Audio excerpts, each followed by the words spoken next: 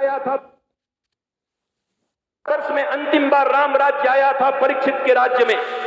राम राज्य शास्त्रीय राज्य है। राम राज्य की परिभाषा एक ही है, जहां पर निःशुल्क और उत्तम शिक्षा सबके लिए हो, निःशुल्क और उत्तम चिकित्सा सबके लिए हो, निःशुल्क और उत्तम अविलंब न्याय सबके लिए हो। अगर ये बात स्विट्जरलैंड में आ गई तो स्विट्जरलैंड में राम राज्य आ जाएगा, भारत बैठ के देखता रह जाएगा, राम राज्य भारत में नहीं आ पाएगा। निःशुल्क और उत्तम शिक्षा, किसी डीपीएस और किसी में एडमिशन कराने के लिए तुम्हें किसी से पैसे मांगने के लिए, उधार लेने के लिए करप्शन करने की जरूरत नहीं पड़ेगी। भारत का हर बच्चा, चाहे तुम गरीब हो, चाहे तुम अमीर हो, चाहे वो प्रधानमंत्री के बच्चे हो, चाहे बलदेव में किसी एक साधारण दुकान वाले का बच्चा हो, ठेले वाले का बच्चा हो, उनके भी पढ़ने की एक ही व्यवस्था रहेगी। तुम्हारी किडनी भी खराब हो गई तो तुम्हें अपने जमीन बेचने की जरूरत नहीं होगी, कर्ज लेने की जरूरत नहीं होगी, बेघर होने की जरूरत नहीं होगी। तुम्हारा भी इलाज वहीं पर होगा जहां इस देश के सबसे बड़े व्यक्ति का इलाज होगा। 492 साल के बाद विदेशी आक्रांताओं के द्वारा गिरा दिए गए राम मंदिर को, उसके न्याय होने में 492 साल लग जाते हैं। भारतवर्ष में नहीं भैया, निःशुल्क और अविलंब न्याय चाहिए, न्याय तुरंत हो, निःशुल्क हो। वो बड़े बड़े सुप्रीम कोर्ट के वकील जिनकी एक दिन की फीस 10-10 लाख रुपए है, तुम बताओ बलदेव वासियों, तुम में से कितनों के पास इतना पैसा है कि अगर तुम्हारे ऊपर कोई मुकदमा हो जाए तो 10 लाख रुपए सुप्रीम कोर्ट के वकील को देकर तुम जीतोगे? न्याय मिलेगा तुम्हें? तुम्हारी ये चिंता नहीं है?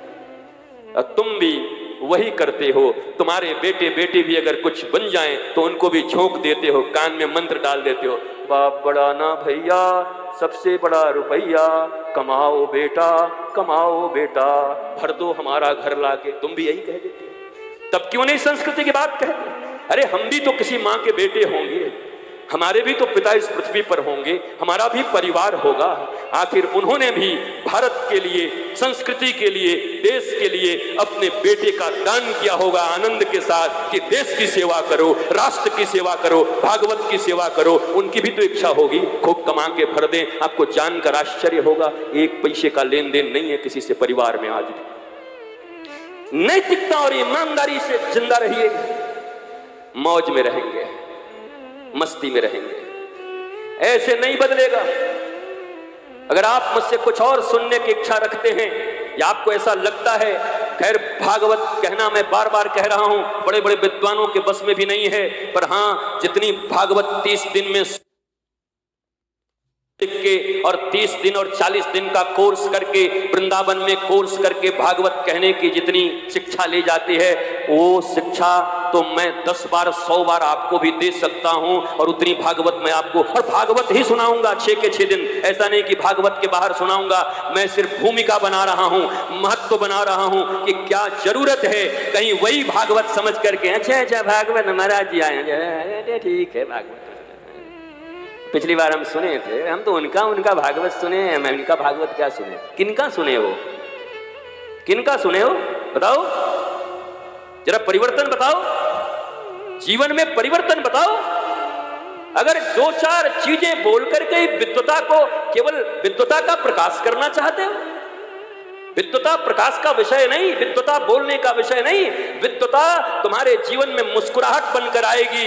एक एयर होस्टेस होती है जो पैसे पे मुस्कुराती है बेचारी, टकला आदमी भी जाएगा, एक से एक टकला को, मैं तो एयरप्लेन में चलते ही रहता हूं, टकले लोग, दांत निकाले हुए लोग बैठे रहते एयरप्लेन में, टिंग टांग, थोड़ा वाटर प्लीज। कुछ 5 बार पानी पीता, मैं देखता हूं बुढ़ा कितना बदमाश, जानबूझ के 5 बार एयर होस्टेस को बुला करके। आप खुद देखते होंगे अपने आसपास में, मेरी तरफ चकित होकर के मत देखिए।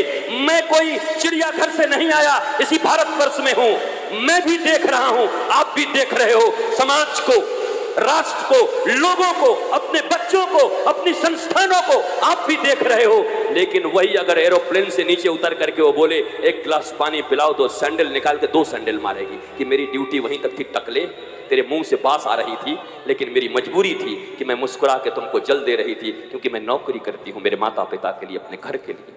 मुस्कुराना मेरी ड्यूटी है। मेरे भाई बहन, इस दुनिया में दो ही लोग अच्छे से मुस्कुराते हैं, या तो प्लेन में एयर होस्टेस हमेशा मुस्कुराती रहती है, और या तो भी मथुरा के ऊपर चढ़ाई करने के लिए जब इजिप्ट से काल यवन जरासंध के साथ आया 23 करोड़ सेना लेकर के, और पूछा काल यवन ने, इजिप्ट का रहने वाला था, कि मैं तुम्हारे कृष्ण को पहचानूंगा कैसे? जरासंध कहा वो व्यक्ति है, वो मोर ओर लगाता है, धोती पहनता है, सब बंसी बंसी रखता है। बोला ऐसे तो 1.5 रुपए का मोर का पंख लगा के कोई आ जाएगा, धोती कोई पहन लेगा, बंसी कोई उठा लेगा, अरे कोई बढ़िया पहचान बता। बोला वो हमेशा मुस्कुराते रहता है। बोला हमेशा? बोला ऑलवेज। जब 23 करोड़ सेना बाहर आकर के खड़ी हुई, सेना बाहर निकले, भगवान नंगे पांव बाहर निकले, बाहर देखे 23 करोड़ सेना हमला को तैयार, सारे लोगों की हवाइयां उड़ गई। एक आदमी खड़ा होकर हंस रहा था, तो कहा उस काल यवन ने, दिस इज कृष्णा, यही कृष्णा होगा, मुझे पक्का पता है। 23 करोड़ सेना देख के भी जिसके चेहरे पे मुस्कुराहट बनी रहे वो कोई और नहीं, भारत का कृष्ण, इस दुनिया का बाप, इस दुनिया का परम पिता परमेश्वर भगवान ही हो सकता है और कोई नहीं हो सकता।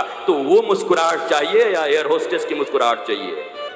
कौन सी मुस्कुराहट चाहिए? जब कृष्ण तुम्हारे आइडियल हैं, जब कृष्ण हमारे पास हैं, जब कृष्ण के मुस्कुराहट पूरी दुनिया और ब्रह्मांड में विख्यात है, तो हम बाकी मुस्कुराहट, झूठे मुस्कुराहट, जगजीत सिंह की मुस्कुराहट, तुम इतना क्यों मुस्कुरा रहे हो, क्या गम है जो तुम छिपा रहे हो।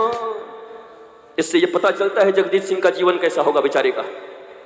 मुस्कुराहट का अर्थ यही जानते हैं वो कि जो मुस्कुरा रहा है भीतर से दुखी होगा, ऊपर से मुस्कुरा रहा है। सबको ये पता है ऊपर से मुस्कुराने वाले लोग भीतर से बड़े दुखी हैं। इसीलिए तो तुम्हारे भारत में ऐसे गाने बनते हैं और ये गाने हिट हो रहे हैं। इसका मतलब ज्यादातर दिलों की हालत यही है, तुम इतना जो मुस्कुरा रहे हो, क्या गम है जो तुम। हिट हो गया पूरा। हमने सोचा इस गाना में क्या था, इतना हिट हो गया। हम कि अच्छा, दुखती रग पे हाथ रख दिया। सबके दिल का हाल यही है, जो जो मुस्कुरा रहे हैं भीतर से उनकी हालत यही है, सबके भीतर गम है। अरे हम श्री कृष्ण के वंशज हैं, श्री कृष्ण हमारे पिता, श्री कृष्ण हमारे सब कुछ, श्री कृष्ण हमारे आई